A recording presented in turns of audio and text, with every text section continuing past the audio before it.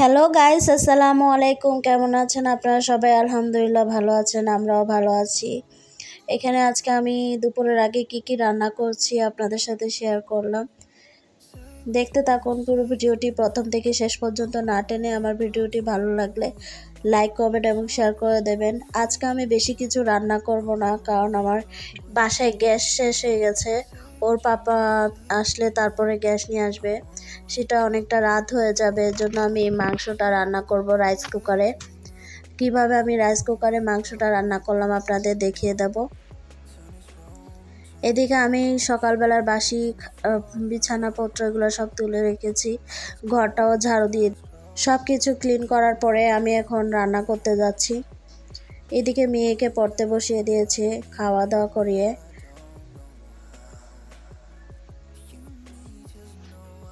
মেয়ে পড়তেছে আর বলতেছে মামা যাও, আমি পড়তেছি।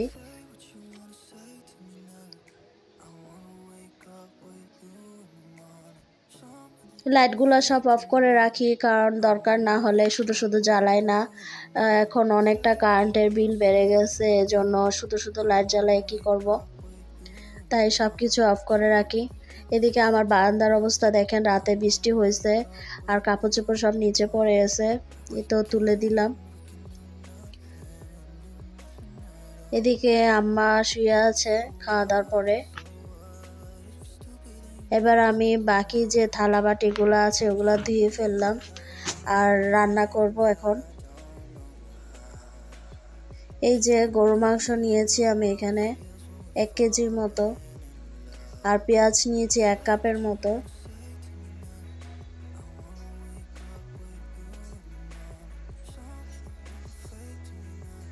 পেঁয়াজ মাংস ঢালার পরেও দিতে পারেন বা আগেও দিতে পারেন, এটা তো আমি দাগ করব না, কারণ এটা আমি মাখিয়ে তারপর রান্না করব। এই জন্য আমি আগে দিয়ে দিলাম। তারপরে উপরে মাংসগুলো ভালো করে পানি ঝরিয়ে নেটের মধ্যে এবার দিয়ে দিলাম পেঁয়াজের উপরে। কে কে রাইস কুকারে আপনারা রান্না করে খেয়েছেন মাংস, অবশ্যই কমেন্ট করে জানাবেন। গ্যাস না থাকলে আমি এভাবে রাইস কুকারে রান্না করে ফেলি, শর্টকাট মাংস। কারণ মাংস ছাড়া তো অন্য কিছু রান্না করলে মজা লাগে না, তবে বড় মাছের পিসগুলো ভুনা করলে অবশ্যই একটু মজা লাগে, আর অন্য কিছু কি মজা লাগে না। এজন্য আমি মাংসটা বেস্ট মনে করি রাইস কুকারে। এই তো এখানে আমি 3 টেবিল চামচের মতন আমি আদা রসুন বাটা মিক্স দিয়েছি। এখানে আমি আদা রসুন মিক্স করে রেখেছিলাম।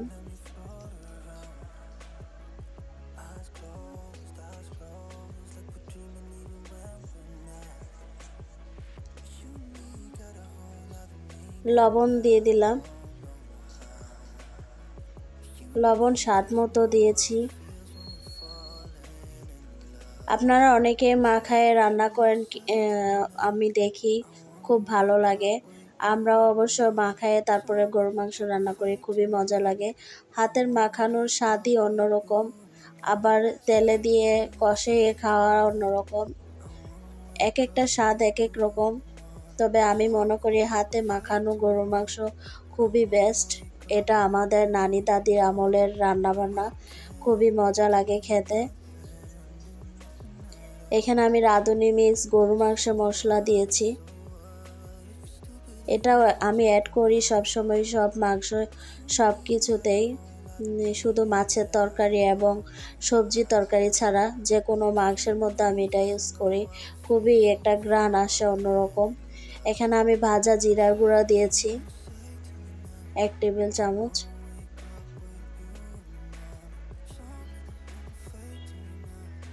মরিচের গুঁড়া দিয়েছি আমরা একটু ঝাল খাই, সেই হিসাবে আমরা বেশি করে একটু ঝালের গুঁড়া দিয়েছি, 4-5 চামচের মতো দিয়েছি।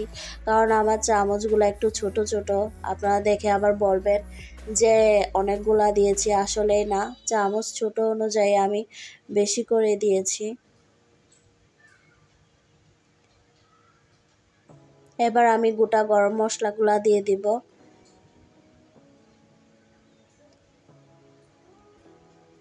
এখানে আমি 5-6টি এলাচ নিয়েছি, কারণ এখানে 1 কেজি গরুর মাংস। 5-6টি এলাচ দিলে একটু ঘ্রাণটা অন্যরকম আসে। সাদা গোলমরিচ এবং কালো গোলমরিচ দিয়েছি গোটা। লং দিয়েছি 2টি।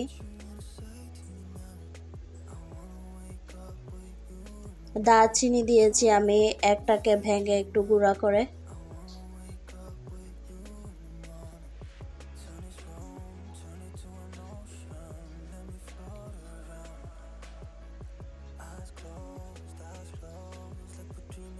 তেজপাতা দিয়েছি 4টি এবং 5টি। প্রথমে 4টি দিয়েছিলাম, পরে আবার 2টি দিয়েছি।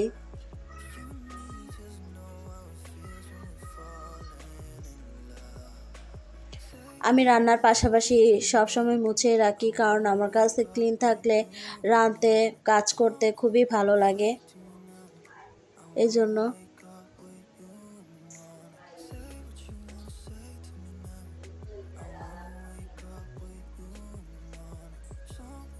এই তো ভালো করে মিশিয়ে মশলাগুলা মেখে নিচ্ছি।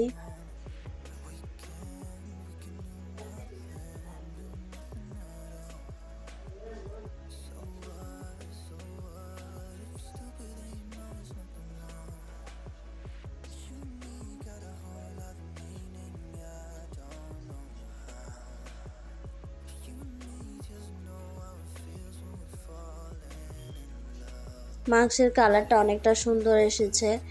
আপনাদের কাছে কেমন লেগেছে অবশ্যই কমেন্টে জানাবেন।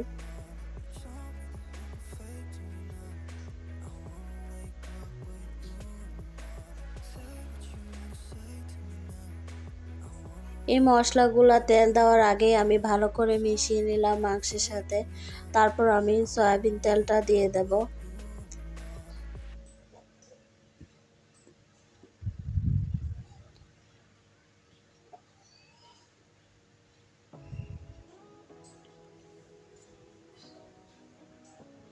এখানে আমি সয়াবিন তেলটা একটু বেশি করে দেব, কারণ মাংসতে তেল তেল চর্বি তেমন কিছুই নেই, এই জন্য মজা লাগবে না, তাই একটু তেলের পরিমাণটা আমি একটু বেশি দিয়েছি।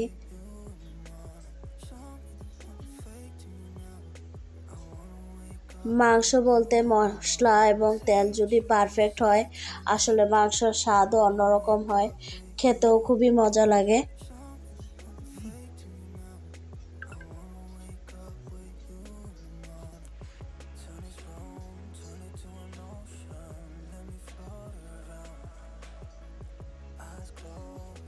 এখানে আমি কোনো আজকে আলু অ্যাড করব না, এভাবে মাখা মাখা করে রান্না করব।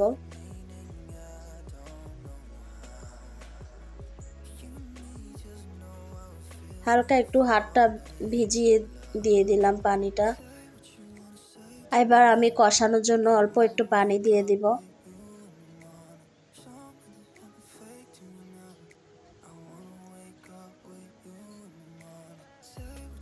এবার ডেক্সির আশেপাশের সাইডগুলো একটু ভালো করে মুছে দিলাম, যাতে কোনো রকম ডেক্সিতে আঁচ না লাগে।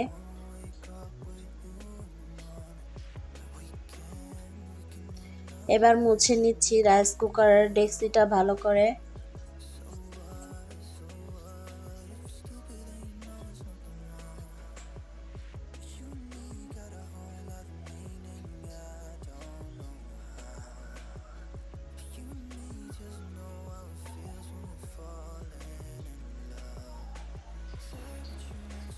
এই তো বসিয়ে দিলাম।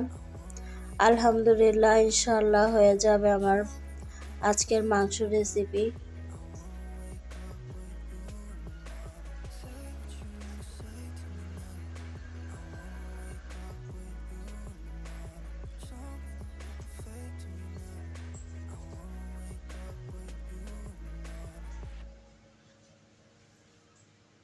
এবার আমি ঢাকনাটা দিয়ে দেব।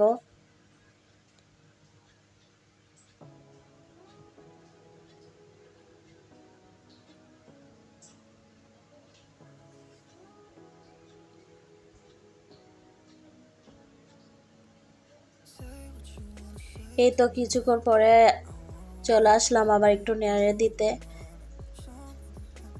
ভালো করে একটু নাড়াচাড়া করে দেব। নিচেরগুলো উপরে, উপরেরগুলো নিচে, এভাবে উল্টিয়ে দিব।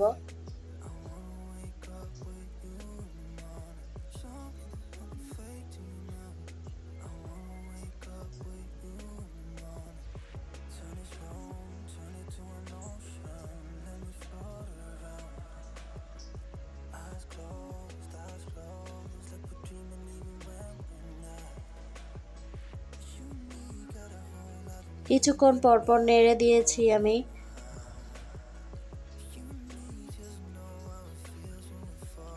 এই তো আলহামদুলিল্লাহ আমার মাংস রান্না রেসিপি শেষ।